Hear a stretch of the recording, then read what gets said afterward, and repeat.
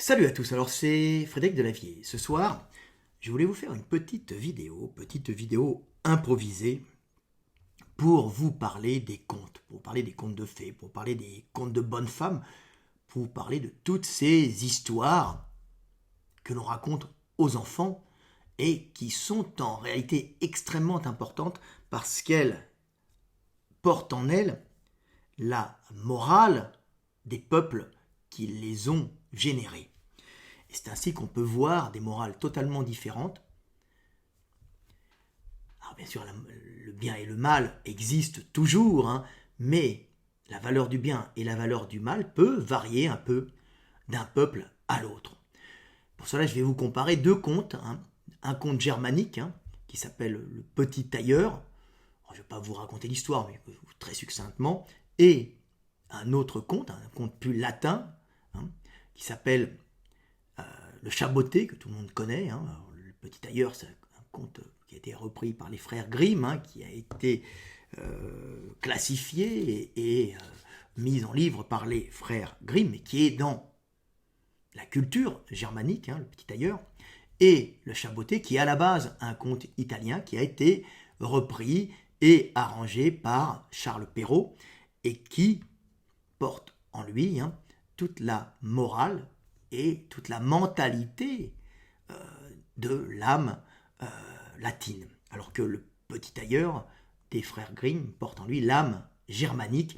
Et vous allez comprendre que la valeur d'un individu, ce qu'il représente pour la société, varie justement en fonction des peuples, en fonction que vous soyez germanique ou en fonction que vous soyez latin, c'est-à-dire italien pour ça, ou français. Alors il y a bien sûr des nuances entre l'Italie et la France, mais vous allez voir qu'il y a une grande différence entre les contes latins et les contes germaniques. La grosse différence que l'on peut voir, c'est que souvent, pour ceux qui s'intéressent aux contes, dans les contes germaniques, la valeur de l'individu est fondamentale et est liée à sa valeur personnelle et à ce qu'il peut apporter par son travail et son courage à la société. C'est le thème du Petit Tailleur. Alors que dans les contes latins, on s'aperçoit que ce sont souvent des individus qui sont des princes ou des princesses qui étaient déclassés et qui arrivent à reprendre leur place. Vous savez, c'est le prince Crapaud.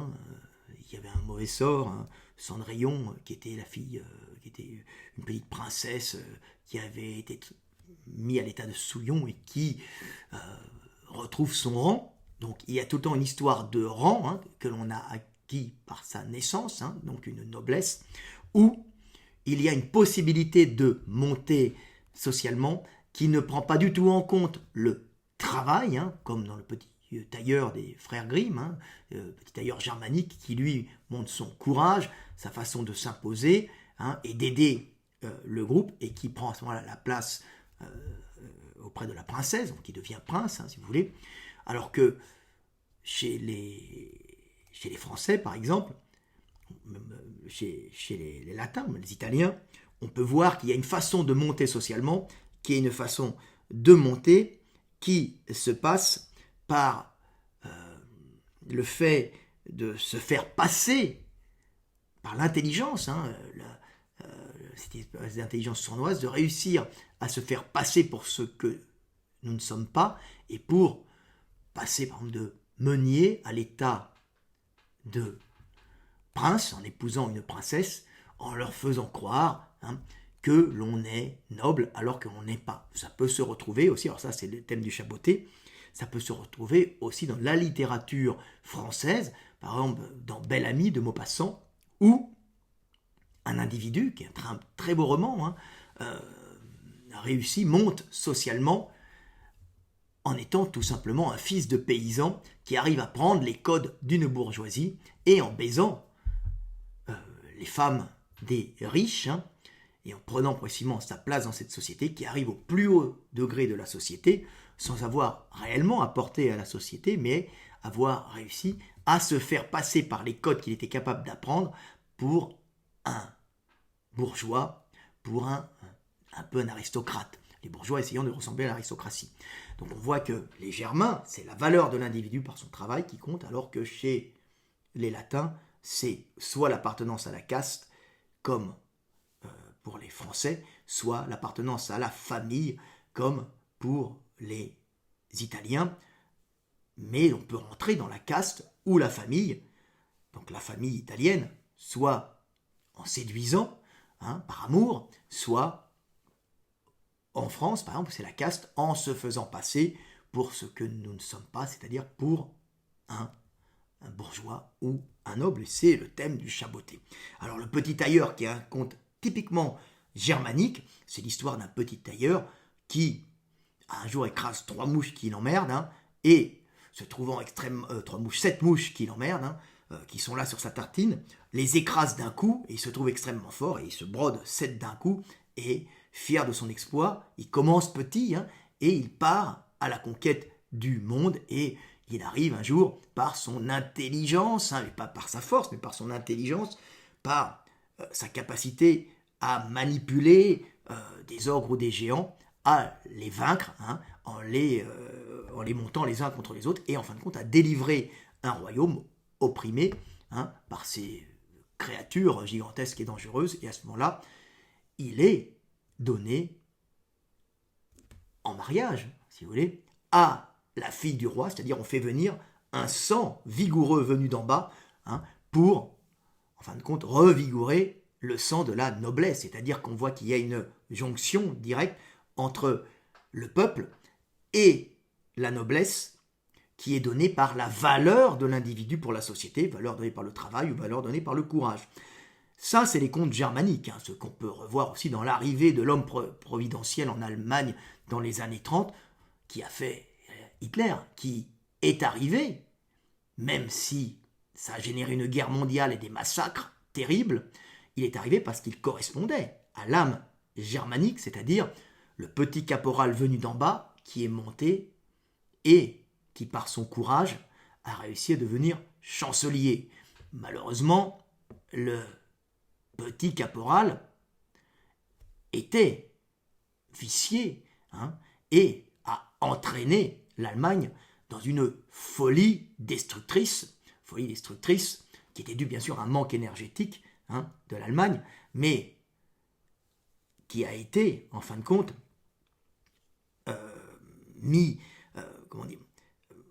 qui a généré cette folie qui a généré la Seconde Guerre mondiale, mais qui est à la base un problème énergétique. Mais on voit que cette arrivée de l'homme qu'on croit providentiel correspond à la mentalité germanique. Il ne pourrait pas y avoir d'Hitler en France, parce qu'il n'y a pas d'arrivée d'hommes d'en bas qui montent, ou il y a des hommes qui se font passer pour ce qu'ils ne sont pas.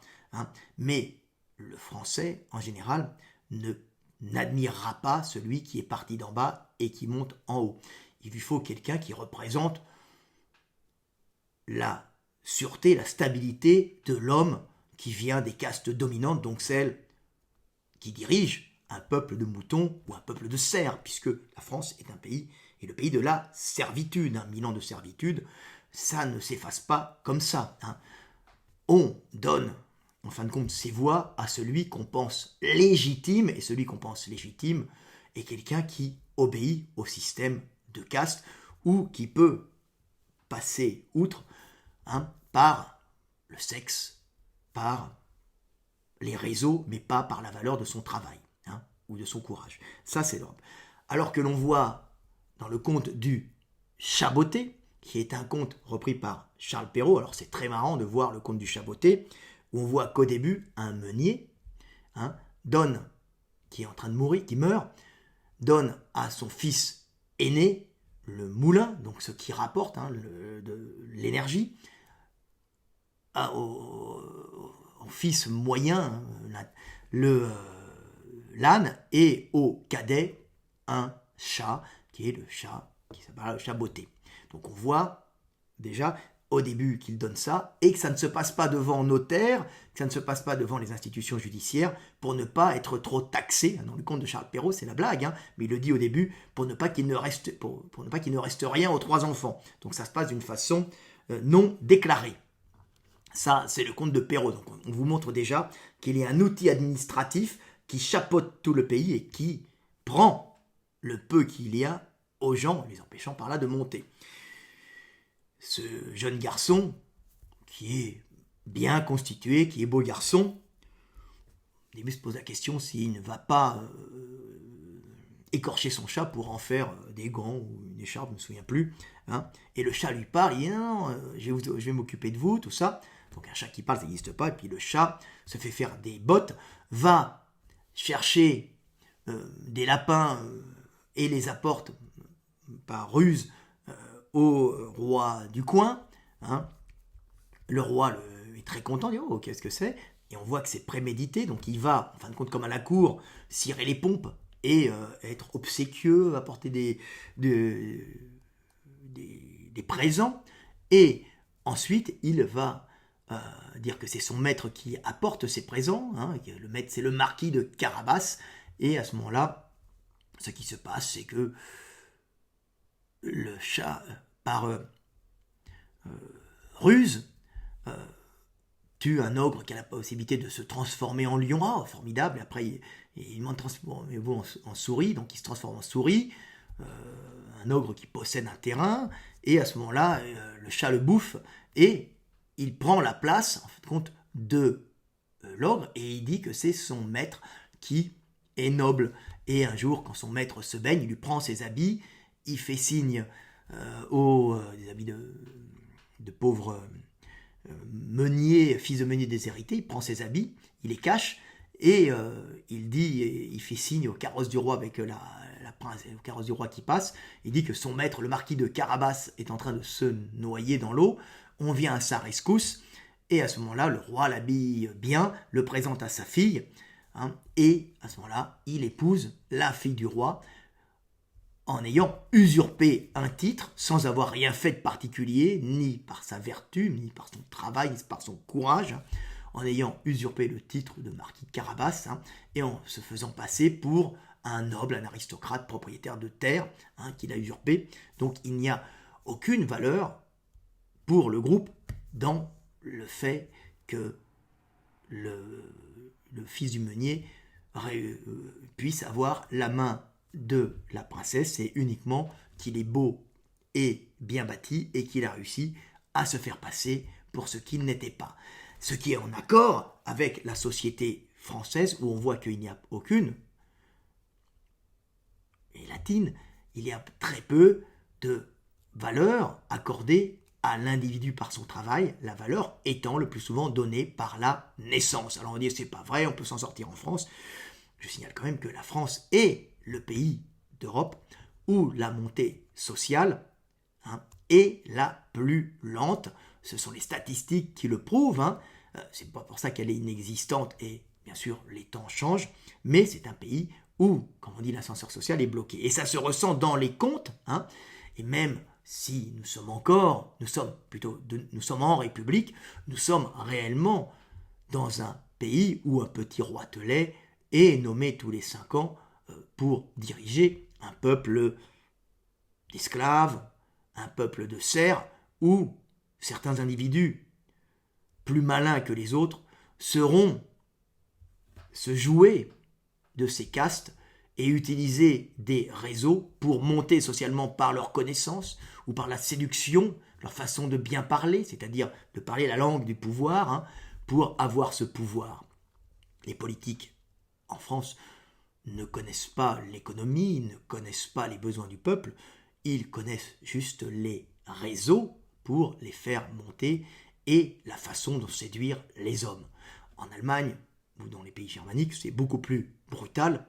On est nommé dans un poste par son travail. Il n'y a pas un diplôme au départ qui vous met en place. Il y a des diplômes que l'on passe au cours de sa carrière et qui vous font accéder à des postes jusqu'à pouvoir accéder au poste suprême. Mais pour ça, il y a des passages. C'est une montée progressive, c'est une véritable méritocratie germanique qui ne peut pas s'adapter en France puisque la France est intimement liée à un système de caste et un système où il y a une reproduction entre elles des castes dominantes. C'est pas familial, ce sont des castes. Et il y a parfois la possibilité de passage quand on sait imiter la façon de parler, la façon de se comporter des castes dominantes pour pouvoir se jouer de ces castes qui sont hermétiques en vérité. Donc ça, c'est typiquement français. Vous avez qu'à voir même les dernières séries de Netflix où il y a Omar Sy qui essaye d'avoir qui prend un habit pour se faire passer pour un grand bourgeois, et on voit qu'il y a rien que sur Netflix dans Arsène Lupin, la nouvelle version, on voit directement ce problème de caste avec les pauvres qui essayent de monter et qui prennent les attitudes des riches pour arnaquer les riches et monter, ce qu'on ne voit pas en Allemagne. Regardez aussi des séries Netflix, on voit en Allemagne une commissaire de police qui monte progressivement par des examens internes, ce qu'on ne voit pas du tout dans les séries françaises.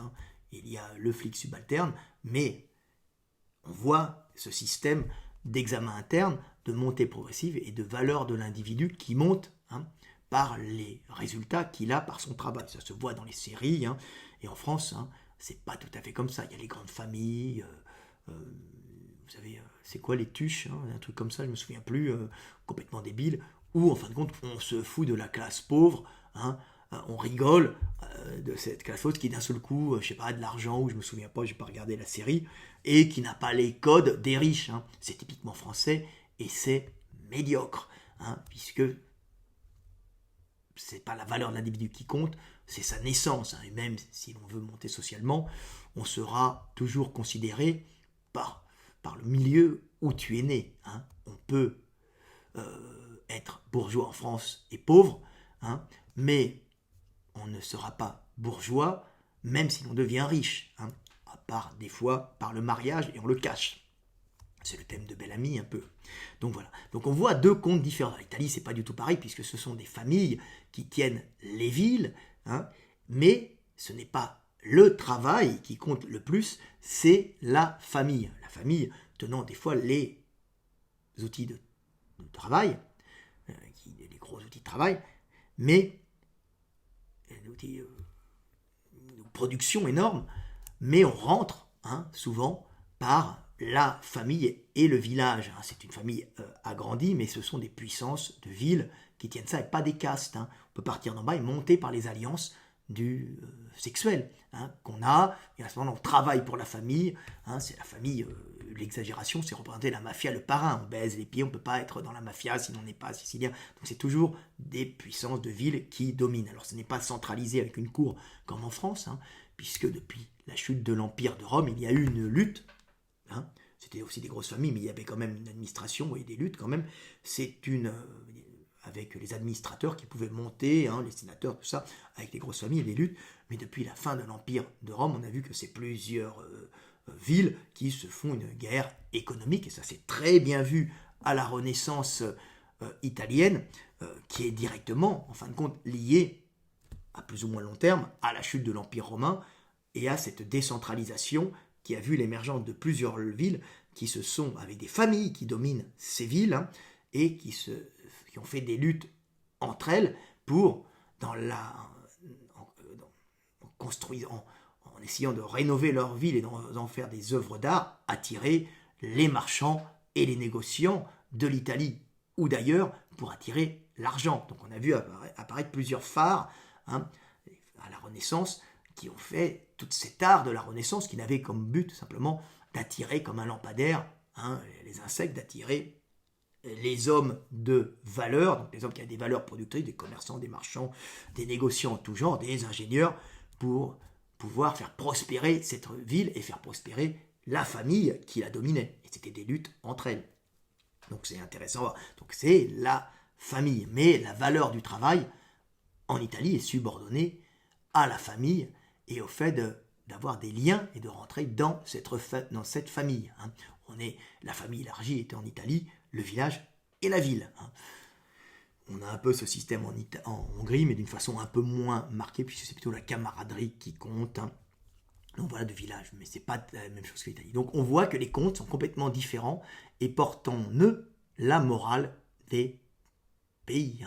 On peut être en France un crapaud transformé, un prince transformé en crapaud, on n'en demeure pas moins un prince, ou une princesse transformée en souillon, on n'en demeure pas moins une princesse. Ou si l'on veut s'élever, on ne verra jamais la valeur de l'individu, ou très rarement. Ce qui compte, dans les pays latins, c'est de se faire passer pour un roi, pour un prince, et non d'en avoir réellement les fonctions. C'est se faire passer pour, et non avoir le travail, la capacité d'être. Alors qu'en Allemagne, c'est la capacité de l'individu qui compte, et non la naissance.